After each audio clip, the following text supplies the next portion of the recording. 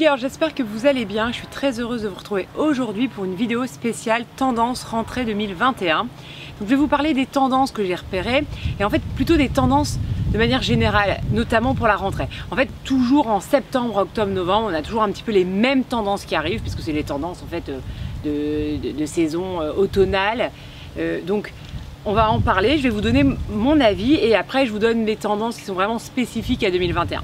Voilà, donc l'idée c'est de vous expliquer que finalement il y a des tendances qui arrivent toujours, qui sont des intemporelles et donc c'est plutôt ces tendances-là je pense qu'il faut plutôt privilégier pour pouvoir garder ses vêtements plus longtemps. Donc petit rappel, voilà, je fais plein de travaux chez moi, d'ailleurs je vais avoir une super méga déco à vous montrer après. Et donc je fais en attendant mes vidéos dans un jardin, voilà.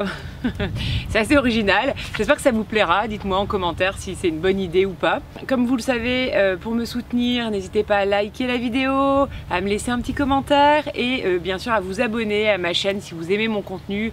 Si vous regardez régulièrement mes vidéos, n'hésitez pas à vous abonner, il faut avoir un compte Gmail pour cela et vous allez être prévenu dès que j'ai une nouvelle vidéo qui sort. Sachant que je sors une vidéo tous les dimanches.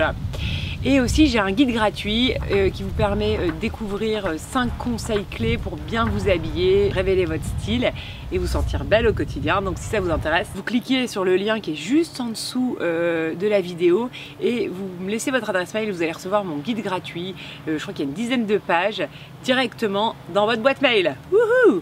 Alors on y va sur les tendances rentrée. Donc quelles sont les tendances qu'on retrouve systématiquement en septembre? Quand on dit septembre, on parle forcément de la rentrée au travail et donc souvent on a des pièces qui vont être un petit peu de l'univers, on va dire professionnel. Donc on va avoir des jolies chemises pour de la féminité et quand même beaucoup de classe. Et très pratique aussi pour aller bosser, hein, on est bien d'accord. Et notamment cette année, c'est la chemise à rayures, donc qu'on a quand même beaucoup vu ces derniers mois, mais là, on en a encore plus. Et c'est vrai que c'est toujours très chic et c'est clairement un imprimé intemporel. Donc allez-y, si vous aimez les chemises à rayures et surtout si ça vous va, eh ben, n'hésitez pas, c'est toujours une bonne idée. Deuxième type de pièce qu'on voit dans les tendances rentrées systématiquement, c'est le blazer. Donc la veste, c'est toujours un intemporel du dressing de la rentrée parce que ça vient donner un côté chic à toute notre tenue, notamment pour continuer à porter nos robes d'été en septembre et octobre.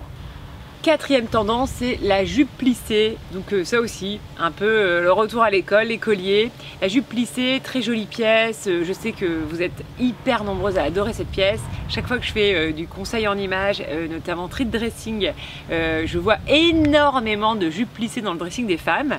Et je peux comprendre que ça vous attire, mais il faut faire très attention parce que c'est une jupe très compliquée pour de nombreuses morphologies. Donc attention, attention, ce n'est pas une jupe pour tout le monde. Tendance suivante, sans grande surprise, la maille. La maille revient, bah oui, on a envie de se couvrir un petit peu plus. Donc c'est toujours très cocooning. Cette année, la grosse tendance, c'est quand même la maille très colorée, couleur vive, très vive, et aussi la manche ultra longue. Alors là, c'est complètement improbable selon moi. Je trouve que c'est vraiment très compliqué de très belle et d'être vraiment mise en valeur par des manches longues. Je trouve que c'est quand même très joli de montrer les poignets, notamment avoir des bracelets fins aux poignets. Donc voilà, je suis pas trop fan de cette tendance. Grosse tendance aussi, c'est des matières qui vont être un petit peu plus épaisses et un peu plus brutes. Clairement, le cuir en fait partie. Donc souvent, on a beaucoup plus de cuir sur cette saison automne-hiver. Donc là, encore plus cette année et en plus avec des looks qui sont vraiment parfois même total black. Donc ça, je déconseille le total black, mais par contre, des jolies pièces en cuir, c'est canon. Notamment un joli cuir ou simili-cuir dans les tons beige, dans les camels, pourquoi pas en couleur, notamment du rose pâle. Moi, j'ai une jupe en cuir, plutôt en simili-cuir rose pâle que j'adore et que je porte beaucoup. La tendance aussi qu'on retrouve tous les ans à la rentrée, c'est le retour doucement mais sûrement de la fausse fourrure. Donc cette année, la fausse fourrure est très annoncée, mais ça c'est un peu, on va dire, on anticipe un petit peu les saisons très froides. C'est très chouette, j'aime beaucoup, je trouve ça très fun. Bien sûr, il faut faire un choix, notamment sur l'épaisseur de la fausse fourrure. Il faut qu'elle soit pas trop épaisse, sinon ça va faire un truc assez lourd sur vous. Il faut aussi aller sur des coloris qui sont assez chics, parce que fausse fourrure plus coloris qui peut être un peu moins chic, je trouve ça parfois un petit peu délicat et un peu glissant. Et après, bien sûr, le b.a.-ba, c'est de la choisir de qualité quand même pour que la fausse fourrure soit jolie et qu'elle soit, voilà, qu'elle fasse pas de cheap. Alors en tendance de rentrée 2021 qui sont un petit peu plus spécifiques vraiment sur cette saison, on a le foulard qui est hyper présent, qu'on a envie de porter de plein de façons différentes et notamment sur la tête. Alors là c'est vraiment méga tendance.